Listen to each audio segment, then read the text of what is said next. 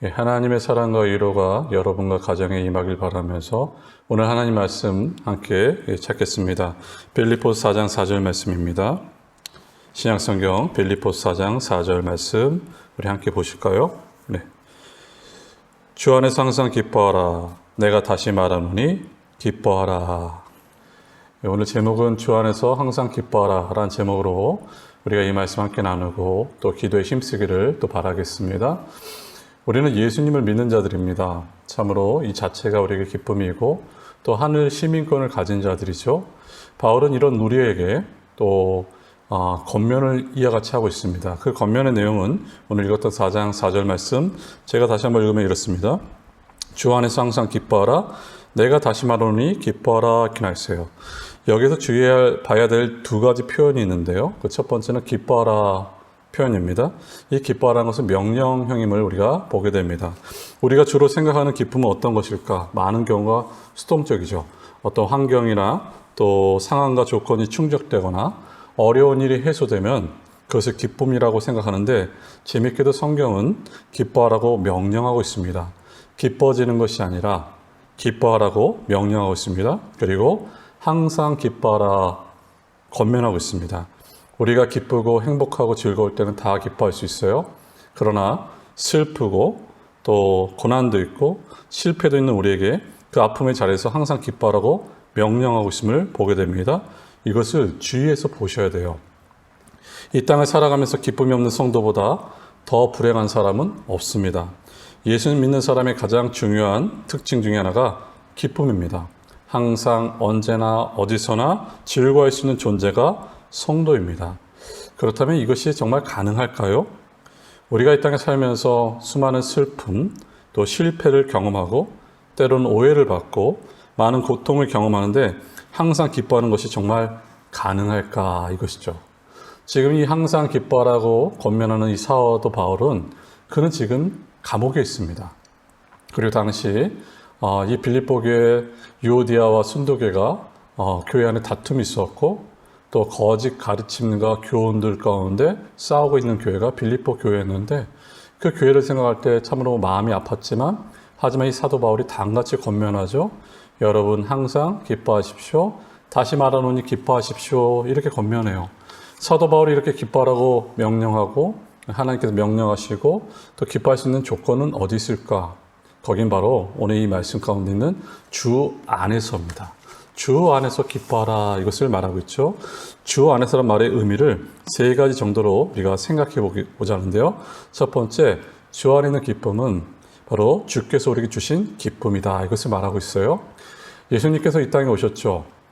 그래서 저와 여러분을 대신해서 우리의 질고와 고통과 재해와 허물을 대신하시고 그가 몸이 찢기시고 그가 그 핏값으로 우리를 사셨습니다.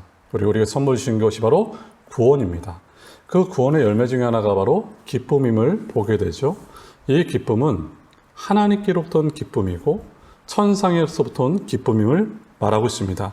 이 땅에 있는 우리의 경험이나 삶에 의해 좌우되는 기쁨이 아니라 예수님의 공로로 우리에게 주어진 기쁨이기 때문에 항상 기뻐하라 말씀하고 있어요. 예수님께서 제자들을 떠나시기 전에 이렇게 말씀하셨습니다. 요한복음 16장 22절입니다. 지금 너희가 근심하나 내가 다시 너희를 보리니 너희 마음이 기쁠 것이요 너희 기쁨을 빼앗을 자가 없으리라 이렇게 나있어요. 주님은 우리에게 말씀하셨어요. 제자들에게 아무도 너희들에게 주신 기쁨을 빼앗을 자가 없을 것이다 말하고 있어요. 요한복음 17장 13절은 다음같이 말합니다. 지금 내가 아버지께로 가오니 내가 세상에서 이 말을 하옵는 것은 그들로 내 기쁨을 그들 안에 충만히 가지게 하려 함이라 이렇게 나있어요.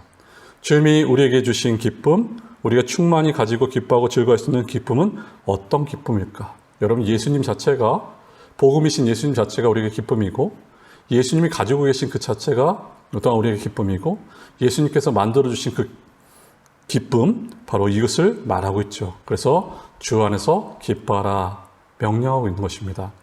사랑하는 여러분, 우리가 살아가면서 정말 기뻐할 수 있는 이유는 여기 있습니다.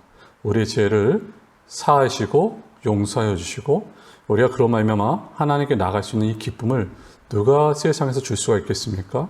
우리가 잘 아는 믿음의 조상 또한 철로 역정의 저자이신 우리 존 버년, 그가 정말 죄 때문에 거의 기절할 뻔할 정도로 죄책감에 시달렸을 때 그를 살리는 말씀이 여기 있었습니다. 요한일서 1장 9절 말씀이죠. 우리가 우리의 죄를 자백하면 저는 미쁘시고 의로우사 우리 죄를 사하시며 모든 불의에서 우리를 깨끗게 하실 것이요 이렇게 했어요. 이것을 읽고 기쁨이 충만하였다 말하고 있습니다. 두 번째 주 안에서 기쁨은 바로 주님과 내가 함께라는 것이기 때문에 기뻐할 수 있는 것입니다. 우리는 죄와 허물로 죽은 자입니다. 우리는 영적으로 죽은 자예요. 이런 우리가 어떻게 하나님 앞에 반응할 수가 있겠습니까? 성령께서 우리를 찾아오시고 성령의 역사로 우리가 거듭났죠. 우리가 다시 태어났습니다. 그래서 우리가 예수님 믿게 되었어요. 예수님 믿게 되었을 때부터 우리 안에는 성령께서 내주하고 계심을 보게 됩니다. 내가 주 안에, 주가 내 안에 계시고 바로 우리는 주와 연합된 자고 함께한 자라는 것을 놓치지 마셔야 됩니다. 뗄래야 뗄 수 없는 자입니다. 바로 주님이 우리 함께 하셔요. 여러분, 사랑하는 사람과 함께 있는 것이 얼마나 행복합니까? 사랑하는 사람과 함께 한다면 어려움도 이겨나갈 수 있는 것처럼 우리 구주께서, 우리 주님께서 바로 우리와 항상 함께 하신다, 이것을 말씀하고 있는 것입니다. 그래서 우리가 기뻐하고 즐거워할 수 있어요. 주님이 내 안에, 내가 주 안에 거함으로, 우리가 하나됨으로 함께 뗄래야 뗄 수 없는 이 관계, 그래서 우리는 기뻐할 수 있는 것입니다. 땅으로 인해, 환경으로 인해 기뻐지길 기다리지 말라는 것이죠. 수동적인 기쁨은 정말 짧은 기쁨, 긴 수고가 됩니다. 사랑하는 여러분, 우리는 이 기쁨을 창조하거나 만들 수가 없어요. 조금 전에 말씀드린 것처럼 성령께서 내 안에 계시는데 성령이 지시하시고 인도하신 그 말씀에 순종할 때, 또 그 말씀대로 살아갈 때 성령께서는 우리에게 기쁨을 한량없이 부어주심을 보게 됩니다. 이게 바로 주 안에서 기뻐하라 이렇게 나와 있어요.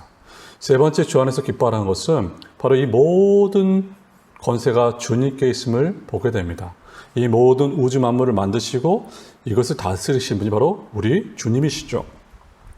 우리가 이것을 놓치면 안 됩니다. 우리 구주께서 이 땅에 오셨을 때 사단의 권세를 깨트리시고 죽음의 권세를 깨트리시고 죄의 권세를 깨트리심을 우리가 보게 됩니다. 모든 권세가 주님께 있어요. 하지만 연약한 우리는 우리의 시각으로 볼 때 다른 모든 것이 이것을 지배하는 것처럼 보이죠. 마치 강대국이 지배하는 것처럼 보일 때도 있죠. 오래전에 몽고의 징기스칸이 세계를 정복할 때 사람들이 참 무서워했습니다. 노마는 1000년 동안 그 나라를 이어갔어요. 100세도 못 사는 우리에게 있어서 세대가 가면 가도 노마는 여전히 있는 것을 볼 때 사람들이 생각한 것은 어떤 것인가? 아, 노마가 이 세상을 지배하고 있구나, 이것이죠. 이 역사를 지배하고 있구나. 그 약소국들은 그 노마의 굴복을 당하고 조공을 바치고 노마가 이 모든 것을 지배한다고 생각할 때였습니다. 지금 현실은 어떻습니까? 미국이 강대국이고 지배하는 것처럼 보이고 또한 중국이 그 강대국으로서 영향력을 점점 펼쳐져 가는 것처럼 보입니다. 마치 하나님은 잘 보이시지 않는데 사단이 이 모든 이 세상을 지배하는 것처럼 보여요. 여러분, 그러나 성경 뭐라 말하고 있습니까?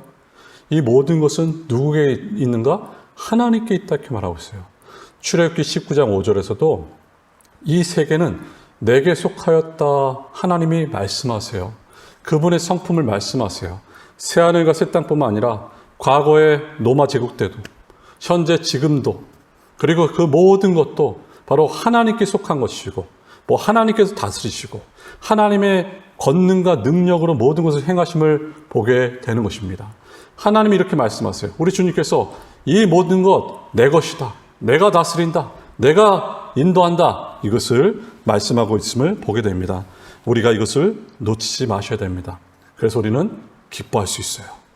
왜냐하면 다른 나라가 사람이 이 세상을 지배하고 역사를 주관하는 것이 아니라 오직 하나님만이 우리의 주관자시고 이것을 지배하시고 다스리기 때문입니다. 성경 말씀하고 있죠. 로마서 14장 17절에 다음같이 말합니다. 하나님 나라는 먹고 마시는 것이 아니라 성령 안에서 의와 평강과 희락이라 말씀하고 있어요. 성령 안에서. 의란 것은 하나님과의 바른 관계입니다. 여러분, 우리가 하나님과 바른 관계, 예수 그리스도로 말미암아 하나님과 바른 관계가 되었을 때, 그분을 믿음으로 하나님과 바른 관계가 되었을 때 거기서 찾아오는 평강이 있습니다. 세상이 줄 수 없는 평강이 있고, 그 평강 가운데 또한 희락, 기쁨이 있음을 보게 됩니다. 그래서 우리는 성령 안에서, 주 안에서 기뻐할 수 있는 존재가 바로 저와 여러분입니다.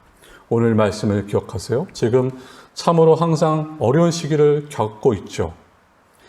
근데 우리가 어떻게 기뻐할 수 있을까? 성도는 항상 기뻐할 수 있는 이유는 여기 있습니다. 바로 슬픔과 어려움을 극복할 수 있는 비결은 또 여기 있죠. 바로 주 안에서라는 것이죠. 주 안에서 주님께서 우리에게 주신 기쁨, 제3의 그 기쁨, 그리고 주와 내가 하나가 된 기쁨, 이 모든 우주 만물을 다스리시는 그분, 그 안에서 우리는 기뻐할 수 있는 것입니다. 사랑하는 여러분, 저와 여러분이 주 안에서 항상 기뻐하길 원합니다. 다시 말하노니 항상 기뻐하기를 바라면서 기도하겠습니다. 하나님 아버지, 감사합니다. 주 안에서 항상 기뻐하라 말씀하셨습니다. 하나님, 우리의 삶이 슬픔과 곤고와 좌절과 넘어짐의 연속일 때가 있고, 또한 아픈 현실일 때가 있음을 보게 됩니다. 그런데 하나님께서 말씀을 통해서 명령하셨습니다.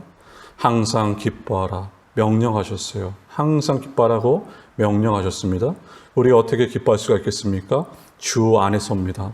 주님께서 우리에게 베푸신 그 기쁨, 제3의 그 기쁨, 내가 주 안에, 주가 내 안에 계신 그 기쁨, 주께서 이 모든 것을 다스리신다는 그 믿음의 확신 가운데 나오는 그 기쁨, 그래서 우리가 항상 기뻐할 수 있음을 보게 됩니다. 주님, 우리가 항상 기뻐하는 우리 모두가 되게 하여 주시고, 날마다 순간마다 성령의 지배와 말씀의 지배를 받는 우리가 되길 바라며 예수님의 이름으로 기도하옵나이다. 아멘.